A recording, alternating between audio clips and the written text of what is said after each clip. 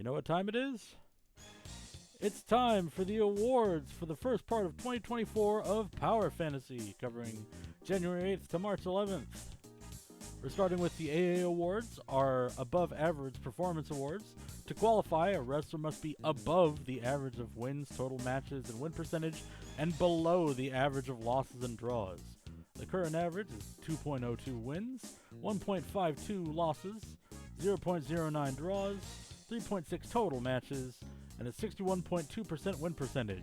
The number of qualified wrestlers this time is 8. In 2022, we had 2 at the start of the year. In 2023, we had 4. So this is the second year in a row that it's doubled to start the year. And we're going to start with a block of 3 wrestlers with the same record. Mistake, Royal Bengal, and Tanky Bruce all have 4 wins and no losses to start the year. We have one more wrestler starting with 4 wins and no losses, and it is the ABT Light Champion, Tom Ryder. And speaking of champions, the other member on this page is the Hierophant, the ABT Grand Champion, coming in with 4 wins and 1 loss, excuse me. And then we have another block of 3 wrestlers with the same record. Ulta Lady, Mond Soleiman, and surprisingly Jago Rainwater all finished with 3 wins and 1 loss in this eligible period. Before we start with the top 5, we have some fun facts to share. 18 wrestlers received votes, 7 wrestlers received 10 plus votes. We haven't had a poll where fewer than 20 wrestlers have received votes since late 2022, which speaks to how strong the consensus was this season. And this is the first time all of our champions have ended up in the MVPF Top 5 countdown. Now we have some comments from our voters. Royal Bengal, good to see him stacking wins.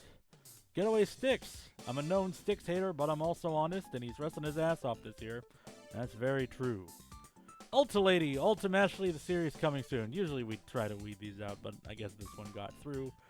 And Tanky Bruce, not sure where this mystery Australian came from, but wow, I love watching all of that man move.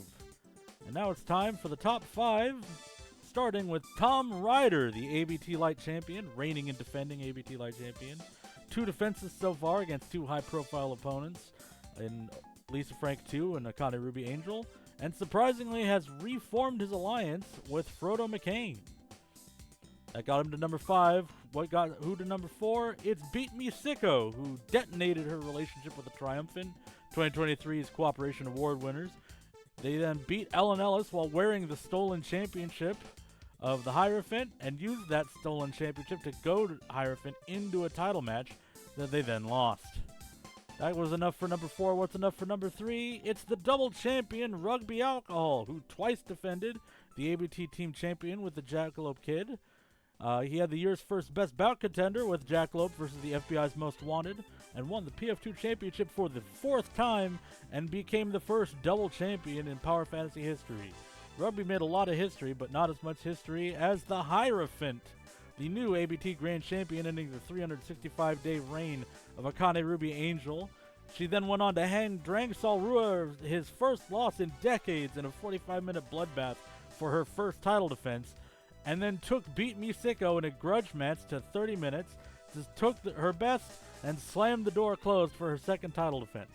But that's only good enough for number 2. Who finished number 1 this season? It's the Jackalope Kid. Twice defended the ABT Team Championship with Rugby Alcohol, and got brutalized in 2 separate PF2 rules matches against Mon Solomon and Rugby.